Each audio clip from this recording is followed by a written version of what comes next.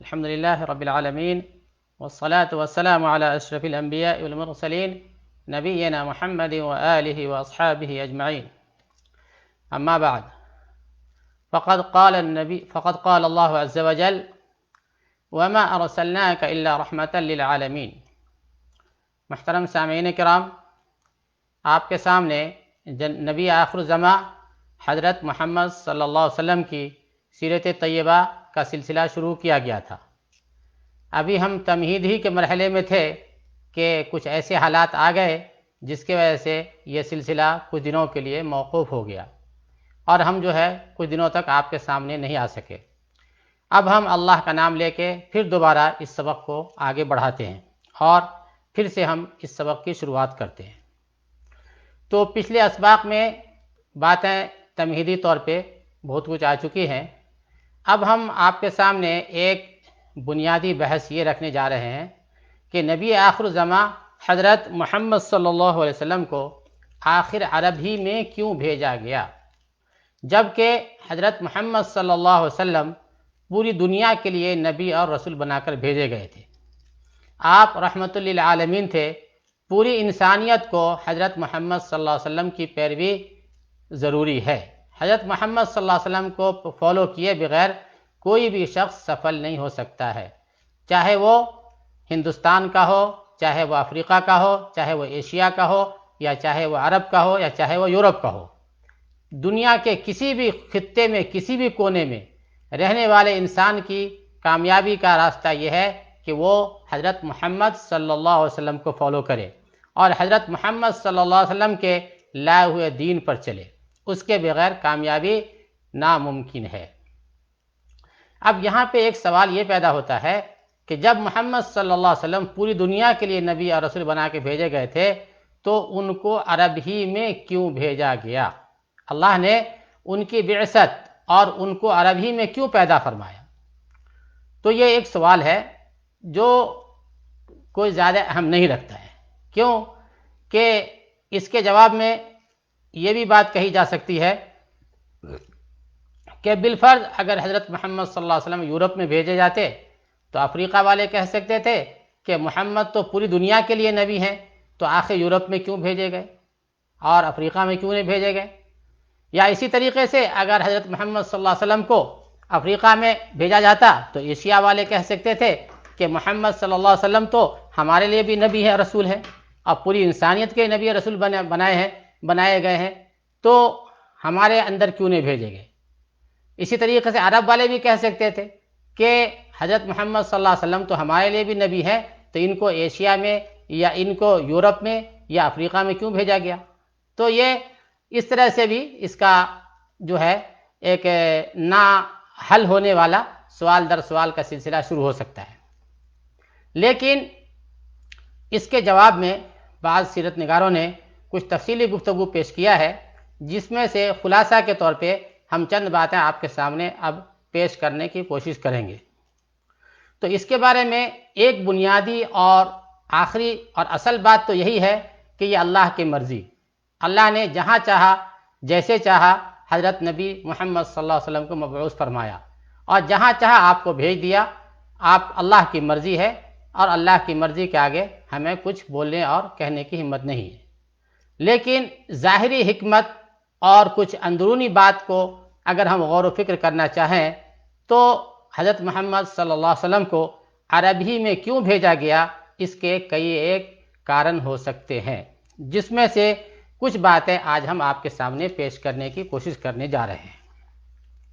تو جاننا چاہیے کہ اللہ کا فیصلہ تھا کہ مانوتا کی ہدایت اور مکتی کا سورج جس سے پوری دنیا میں روشنی پھیلی عرب کے آسمان سے اگے، جو دنیا کا سب سے تاریک اور اندھیرا چھیتر تھا، جس کو اس روشنی کی سب سے زیادہ ضرورت تھی۔ اللہ تعالیٰ نے اس پرچار و دعوت کے لیے عرب واسیوں کو چنا اور پوری دنیا میں پرچار کا ذمہ دار بنایا، کیونکہ ان کے دل کی تختی بالکل صاف تھی۔ اب یہ سبب بیان کرنا شروع کر رہے ہیں کہ نبی کریم صلی اللہ علیہ وسلم کو عرب ہی میں کیوں بھیجا گیا۔ تو فرماتے ہیں وجہ اس کی ایک یہ تھی کہ ان کے دل کی تختی بالکل صاف تھی۔ اس میں پہلے سے کچھ نہ تھا جن کو مٹانا کٹھن ہو۔ جب ہم اس وقت کی ترقی یافتہ لوگوں کی طرف دیکھتے ہیں، اس وقت کی جب محمد صلی اللہ علیہ وسلم بھیجے گئے تھے، تو اس وقت کی ترقی یافتہ لوگوں کی طرف دیکھتے ہیں، جیسے رومیوں، ایرانیوں یا ہندوستانیوں، تو اندازہ ہوتا ہے کہ ان کو اپنی وکاس اور ترقی، اپنی تہذیب و کلچر پر بڑا گرو تھا، جس کی وجہ سے ان کے اندر کچھ نفسیاتی گتھیاں اور فکری و ذہنی الجھنیں پیدا ہو گئی تھی، جن کو دور کرنا آسان نہ تھا۔ جبکہ عرب واسیوں کے دل و دماغ کی تختیاں سادہ تھی، وہ معمولی ہلکی پھلکی لکھت پڑھت سے زیادہ نہ جانتے تھے، جن کو مٹا کر ان میں ایک نئی صورت بنانا بہت آسان تھا۔ ان کی جہالت سادہ تھی، جن کو سدھارنا آسان تھا، جبکہ دوسری قومیں ایسی کبر و غرور اور بڑھوتری کی بیماری میں مبتلا تھیں، جن کو مٹا کر نئے اکثر لکھنے کا کام ہمیشہ بہت کٹھن ہوا کرتا ہے۔ یہ عرب واسی مضبوط اور پختہ ارادہ کے مالک تھے۔ اگر بات ان کی سمجھ میں آ جاتی تو ان سے ورودھ کرنے والوں کے لیے تلوار تک اٹھا لینے سے بھی نہیں جھجکتے تھے۔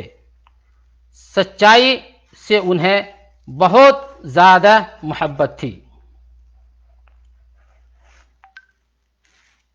سچائی سے انہیں محبت تھی، اس کے لیے وہ جان تک دینے سے بھی پیچھے نہیں ہٹتے تھے۔ عرب واسیوں کی اس حالت کی جھلک، یعنی اوپر جو بیان کیا گیا اس کی ایک دلیل پیش کر رہے ہیں۔ عرب واسیوں کے اس حالت کی جھلک،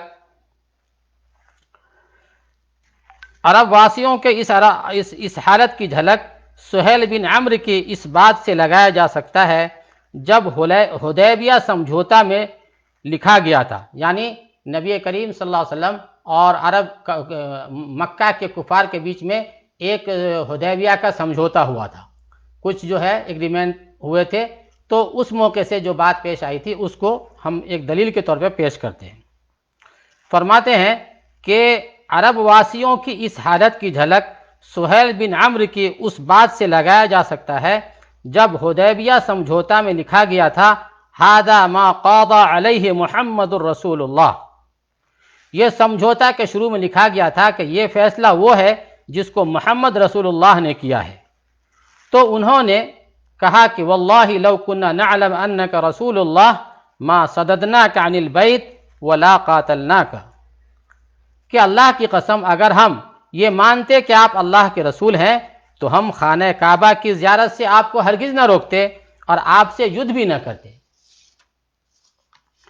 تو ایک دم صاف بتا دیا کہ صاف گوئی کی مثال دینا چاہتے ہیں کہ عرب لوگ جو ایک دم صاف سلجھے ہوئے لوگ تھے، کہ انہوں نے کہا کہ اگر ہم آپ کو اللہ کا نبی مانتے تو ہم آپ سے لڑتے ہی جھگڑتے نہیں، یعنی یہ صاف ہونے کی ایک مثال دی گئی ہے۔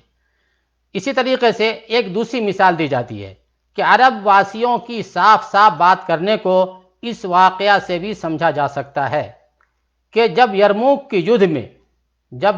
کی یدھ پورے زور پر تھی اور اسلامی کمانڈر اکرمہ بن ابی جہل پر دباؤ بڑھ رہا تھا، تو انہوں نے للکار کا کہا کہ اے عقل کے دشمنوں، صاف سن لو، جب تک بات ہماری سمجھ میں نہیں آئی تھی ہم اسلام کے ورودھ میں ہر جگہ ڈٹے رہے، تو کیا آج ہم تم سے بھاگیں گے؟ تو کیا میں آج تم سے بھاگوں گا؟ یعنی بات اب میری سمجھ میں آ گئی ہے، ہماری سمجھ میں بات آ گئی ہے کہ اسلام حق پر ہے۔ پھر انہوں نے للکار کر کہا ہے کوئی جو ہم سے مرنے پہ شپت لے؟ کچھ لوگ آگے آئے، ان سے مرنے پہ انہوں نے شپت لیا اور آگے بڑھے، لڑنے لگے، یہاں تک کہ زخمی ہوئے اور شہادت پائی۔ یعنی صاف گوئی کی ایک یہ بھی مثال تھی کہ انہوں نے صراحت کر دیا کہ محمد صلی اللہ علیہ وسلم یا اسلام کے ورودھ میں ہم لوگ اسی وقت تک تھے جب تک کہ ہمیں اسلام سمجھ میں نہیں آیا تھا، لیکن جب سمجھ میں آ گیا تو اب ہم نے اس کو اپنا لیا ہے، تو اب ہم اس کو ہرگز نہیں چھوڑ سکتے۔ اس لیے یہ ماننا ہوگا کہ عرب واسی سچائی پسند، گمبھیر سجن، صاف بات کرنے والے اور کڑے محنتی تھے۔ نہ دوسرے کو دھوکہ دیتے تھے، نہ دھوکہ میں رہنا پسند کرتے تھے، سچی اور پکی بات کرنے کے عادی تھے، باتوں کی لاج رکھنے والے اور پکے ارادہ کے مالک تھے۔ اس کی ایک مثال گھاٹی کی دوسری بیعت اور شپت میں بھی ہمیں ملتی ہے۔ اب ایک دوسری مثال دے رہے ہیں، فرماتے ہیں کہ جب مدینہ والے آپ صلی اللہ علیہ وسلم سے مدینہ لے جانے اور مدینہ اور مدد کرنے کی شپت لینے آئے تو ان کے سردار نے، یعنی مدینہ والوں کے سردار نے اپنے لوگوں سے کہا کہ اے لوگو، تم کو معلوم ہے کہ تم محمد سے کس بات پہ شپت لے رہے ہو؟ تو یاد رکھو، تم بہت بڑی سنکھیا میں لوگوں سے لڑنے پر شپت لے رہے ہو، تمہارے مال و دولت برباد کر دیے جائیں گے، تمہارے سردار قتل کر دیے جائیں گے، تو ایسا نہ ہو کہ تم پیچھے ہٹ جاؤ اور محمد کو دشمنوں کے حوالے کر دو۔ تو جان لو ابھی تمہارے پاس چانس ہے، ابھی تمہارے پاس موقع ہے، تم ابھی بات کو یہیں پہ ختم کر دو، اور اگر تمہارا فیصلہ ہے کہ جس بات کا وعدہ تم کر رہے ہو اس پہ اٹل رہو گے اور محمد صلی اللہ علیہ وسلم کا ساتھ دو گے، چاہے تمہارے مال و اسباب تہس نہس کر دیے جائیں، چاہے تمہارے سردار مار دیے جائیں، اگر اس پہ تمہارا وشواس ہے تبھی اپنا ہاتھ ان کے ہاتھ میں دو، اس میں تمہاری ہر پرکار کی کامیابی ہے، اس میں تمہاری ہر پرکار کی کامیابی ہے۔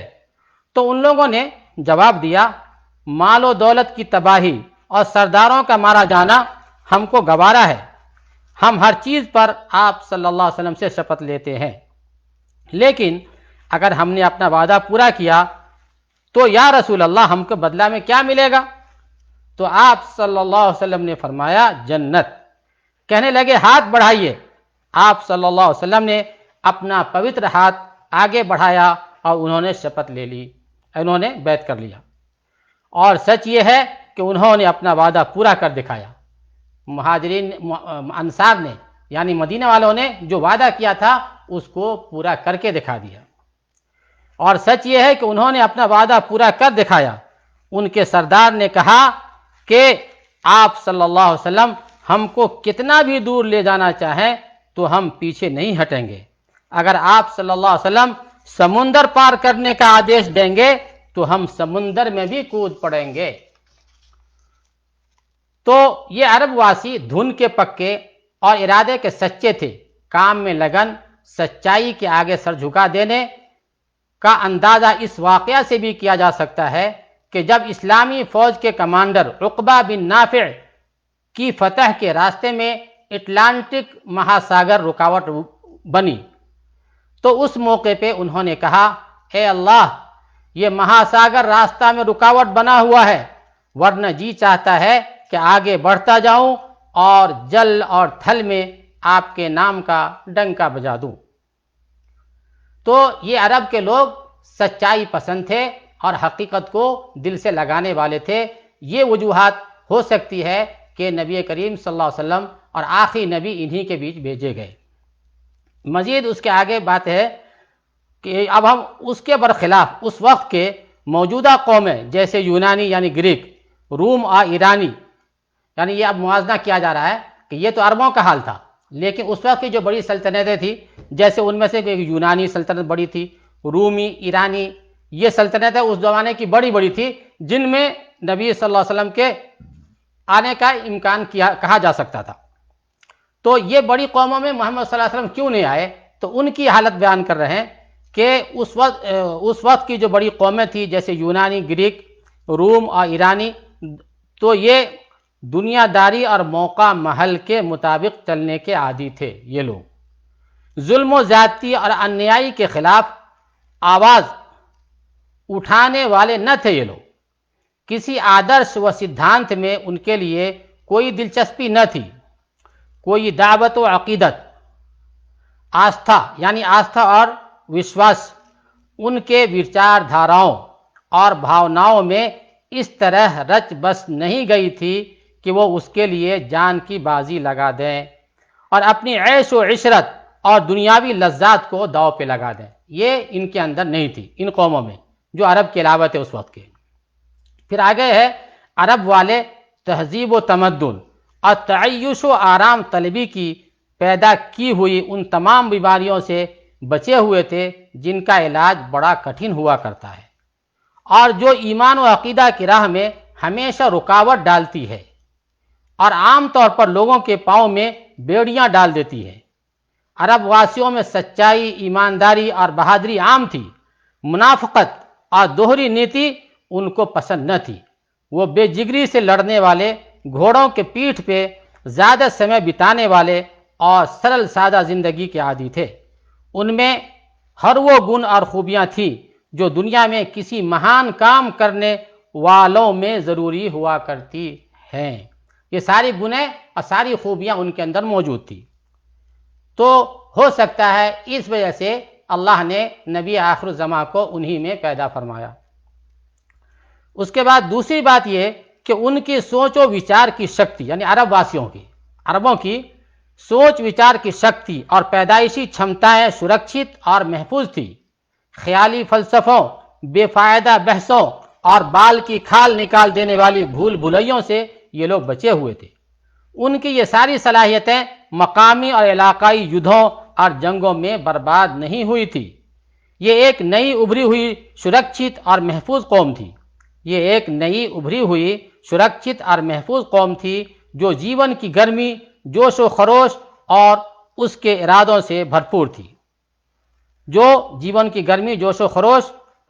کے ارادوں سے بھرپور تھی۔ آزادی اور برابری کی نیتی، سادگی اور سادہ دلی ان کی گھٹی میں پڑی ہوئی تھی۔ عرب واسیوں کے اندر آزادی اور برابری کی نیتی، سادگی اور سادہ دلی ان کی گھٹی میں پڑی ہوئی تھی۔ ان کو کبھی بدیسی حکومت کے سامنے جھکنا نہ پڑا تھا۔ یہ لوگ غلامی اور ایک انسان کو دوسرے انسان پر حکم چلانے کے مطلب کو نہیں جانتے تھے۔ انہیں اس وقت کے ایرانی اور رومن شہنشاہیوں کے گھمنڈ اور مانو اور مانوتا کو گری نگاہ سے دیکھنے کا کبھی تجربہ نہیں ہوا تھا۔ یہ تو عربوں کی حالت تھی۔ دوسری طرف اس کے الٹے اگر ہم ایرانی حکمرانوں کو دیکھتے ہیں تو وہ لوگ انسانوں سے پرے بھگوان سمجھے جاتے تھے۔ ان کے جو حکمراں تھے ایرانیوں کے، ان کو بھگوان اور گاڈ کا جیسا سمجھا جاتا تھا۔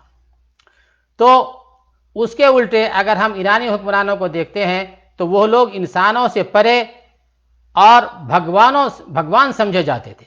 ان کے سامنے سینہ پر ہاتھ باندھ کر آدار کے ساتھ کھڑا ہونا ضروری سمجھا جاتا تھا۔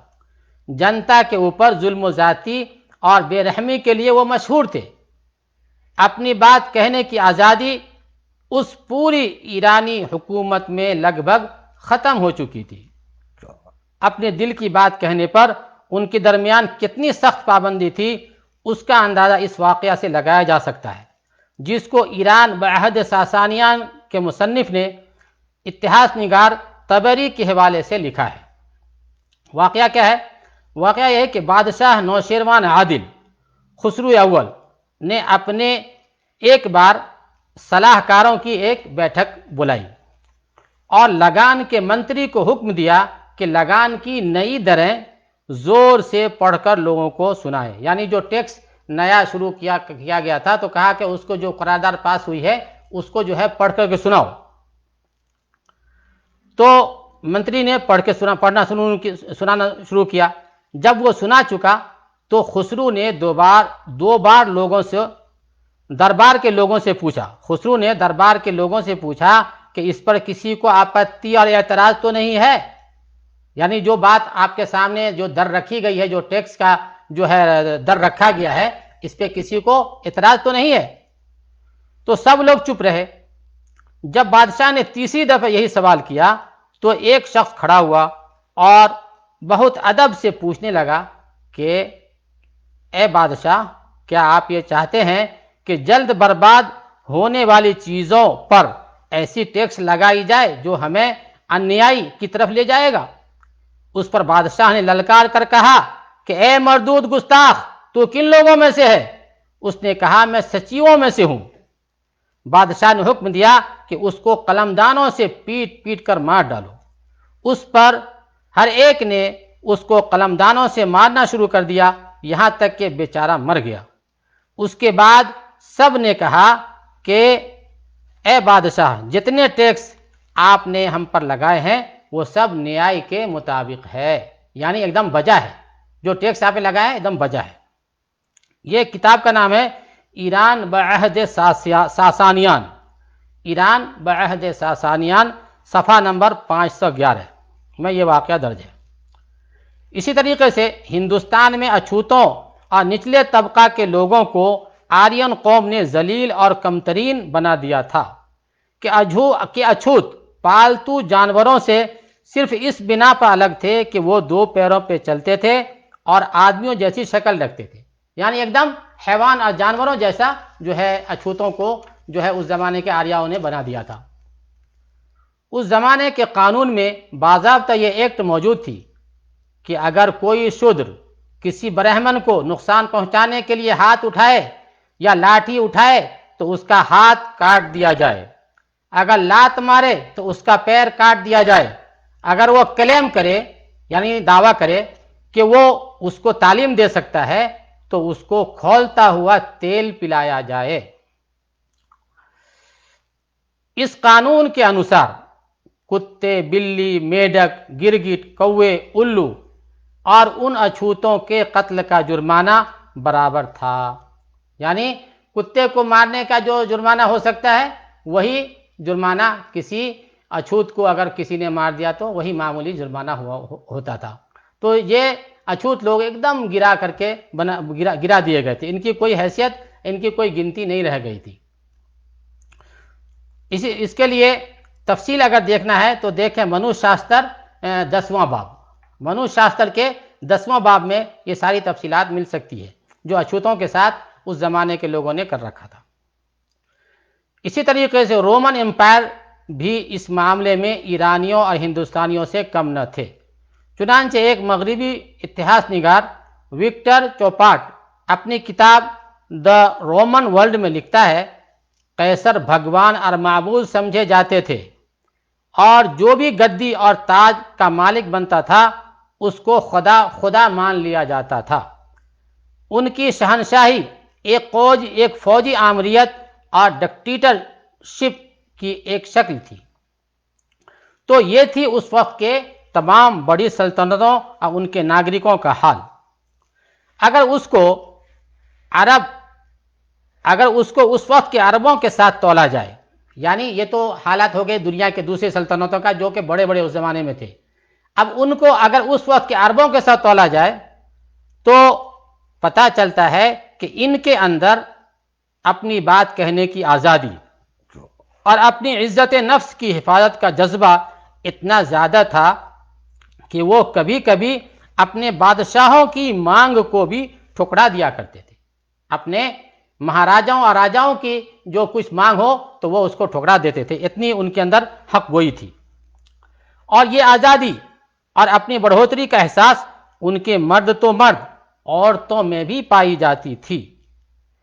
تو اس بارے میں ایک واقعہ سے آپ اندازہ لگا سکتے ہیں جس کو حضرت مغیرہ بن شعبہ رضی اللہ تعالیٰ عنہ کے ساتھ پیش آیا تھا کہ جب حضرت مغیرہ بن شعبہ رضی اللہ تعالیٰ عنہ مسلمانوں کا سفیر بن کر رستم کے دربار میں گئے تو رستم شان و شوکت کے ساتھ گدی پر بیٹھا ہوا تھا۔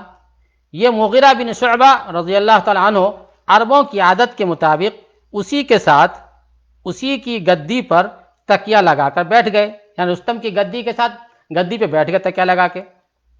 تو ان کے درباری ان پہ ٹوٹ پڑے اور ان کو فوراً نیچے اتار لائے۔ تو اس پر مغیرہ بن شعبہ رضی اللہ تعالیٰ عنہ نے رستم کے سامنے سب کو جواب دیا کہ ہم تو سمجھتے تھے کہ تم عقل مند لوگ ہو، لیکن مجھے تم سے زیادہ بیوقوف کوئی نظر نہیں آتا۔ ہم عرب والے سب کے ساتھ برابری کا معاملہ کرتے ہیں، ہم عرب والے سب کے ساتھ برابری کا معاملہ کرتے ہیں۔ ہم میں سے کوئی دوسرے کو غلام نہیں بناتا سوائے یدھ کی حالت کے، یعنی جنگ کی حالت کے علاوہ کسی کو غلام نہیں بناتا یا غلاموں اور نوکروں جیسا برتاؤ نہیں کرتا۔ میں سمجھتا تھا کہ تم لوگ برابری کا ویوہار کرتے ہوگے، تم نے ہمیں پہلے کیوں نہیں بتا دیا تم اپنے راجاؤں کو بھگوان بنائے ہوئے ہو تو ہم تمہارے پاس آتے ہی نہیں، لیکن تم نے ہمیں خود ہی بلایا ہے۔ تو یہ وہ حالات تھی جس کی وجہ سے یہ اندازہ لگایا جا سکتا ہے کہ عربوں کے اندر صاف گوئی، سچائی اور اپنی بات کھلم کھلا ہر ایک کے سامنے کہہ دینا، چاہے کوئی بڑے سے بڑا بادشاہ ہو، چاہے کتنا بڑا سلطنت کا حکمراں ہو، اس کے سامنے اپنی سچائی، اپنی بات کو کھلم کھلا کھول کے کہہ دیتے تھے۔ تو ممکن ہے انہی وجوہات سے اللہ تعالیٰ نے عربوں کا انتخاب فرمایا ہو نبی آخر الزماں کو بھیجنے کے لیے۔ تو یہ ایک کارن ہو سکتا ہے کہ نبی آخر الزماں حضرت محمد صلی اللہ علیہ وسلم کو عربی میں ان وجوہات سے بھیجا گیا ہو، اور اس کے کچھ اور بھی وجوہات ہیں، انشاءاللہ ہم اگلے اسباق میں پیش کرنے کی کوشش کریں گے۔ وآخر دعوانا ان الحمد للہ رب العالمین۔